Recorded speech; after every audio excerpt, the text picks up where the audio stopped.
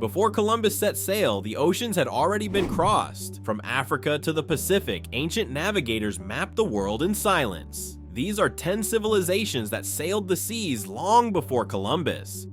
Number 10. The Austronesian Navigators of the Pacific. Thousands of years before Columbus, the Austronesian people were already crossing oceans that seemed endless. From their homeland in Taiwan, they spread across the Pacific, reaching faraway islands like Madagascar and Easter Island. Their voyages were not accidents. They were planned journeys led by generations of skilled seafarers who trusted the stars more than any compass. They learned to read the ocean like a living map. The flight of birds, the rhythm of the waves, and the glow of constellations guided them across thousands of miles. With double canoes and strong faith, they built a network of islands that stretched farther than any empire of their time.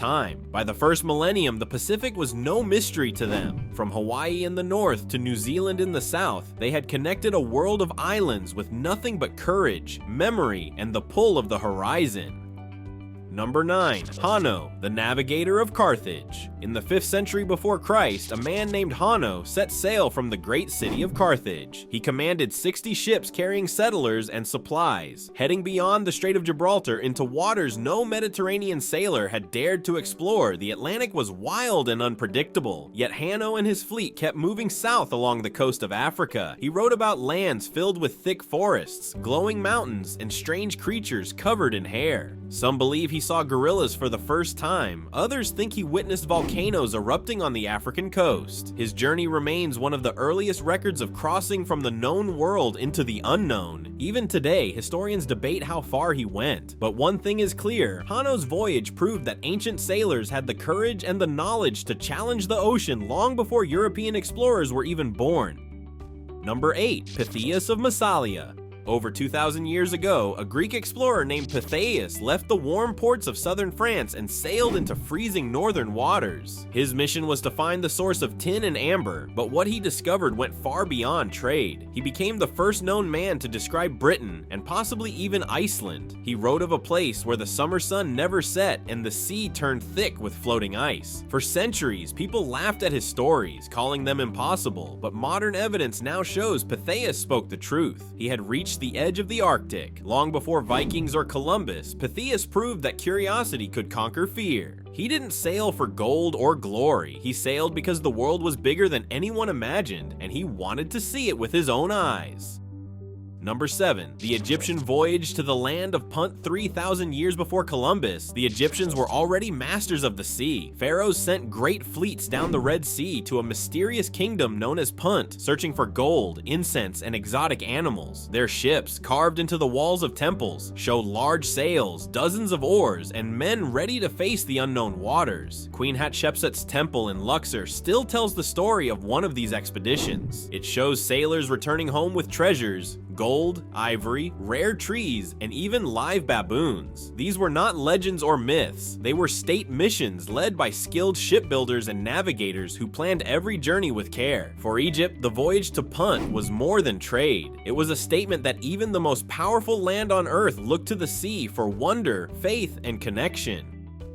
Number 6. Leif Erikson and the Norse Voyages to Vinland. 500 years before Columbus, Viking explorers reached North America. Leif Erikson, the son of Eric the Red, sailed from Greenland with a crew searching for new land. What they found was a wild and fertile coast they called Vinland, known today as Newfoundland in Canada. They built wooden houses and stayed through the harsh winter, leaving behind iron tools and the remains of their camp. Centuries later, archaeologists found those exact ruins, proving that the Vikings had indeed set foot in the New World around the year 1000. Their longships, strong and light, were built for speed and survival. Guided by stars, seabirds, and sunstones, they crossed the Atlantic using nothing but instinct and skill. Leif Erikson's voyage reminds us that discovery belongs to those brave enough to chase the horizon. Number 5. Abu Bakr II of Mali. In the early 1300s, while Europe still looked inward, an African emperor dreamed of what lay beyond the Atlantic. His name was Abu Bakr II, ruler of the wealthy Mali Empire. He believed that the ocean had no end and decided to find out for himself. Historical accounts say he sent out a fleet of 200 ships filled with men and supplies, but only one returned. The captain told a story of powerful currents that swallowed the rest. Instead of giving up, Abu Bakr handed his throne to his brother and prepared a second, larger expedition with thousands of men. He sailed west and was never seen again. No one knows if his ships ever reached the Americas, but his courage remains legendary. Long before Columbus, Africa had already looked toward the horizon, daring to meet whatever waited beyond the waves.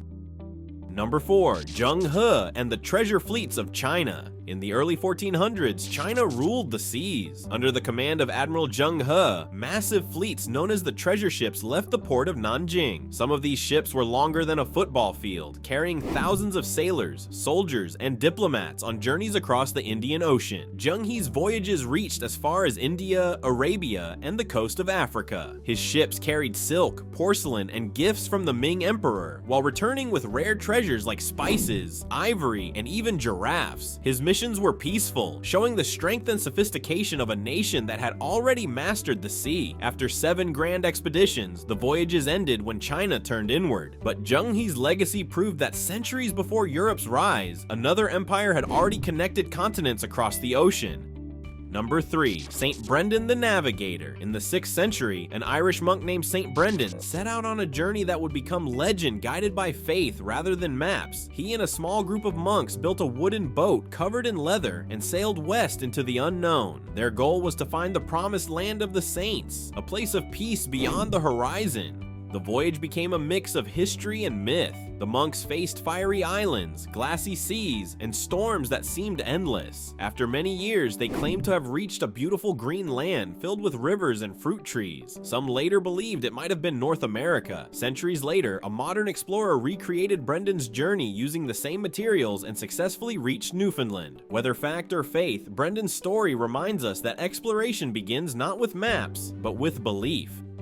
Number 2. The Phoenician expedition around Africa. More than 2,500 years ago, the Pharaoh of Egypt ordered the Phoenicians, the greatest sailors of the ancient world, to attempt the impossible. He wanted them to sail all the way around Africa. They began in the Red Sea, traveling south along the coast, stopping to grow crops, and continuing year after year. It took 3 years, but according to ancient Greek accounts, they finally returned to Egypt through the Mediterranean. Along the way, they noticed that the sun was suddenly shining from the north instead of the south. A detail that could only be explained if they had truly crossed into the southern hemisphere. If true, this voyage would be the first known circumnavigation of Africa. It showed that ancient sailors were not afraid of the horizon, proving that courage and curiosity are far older than any empire.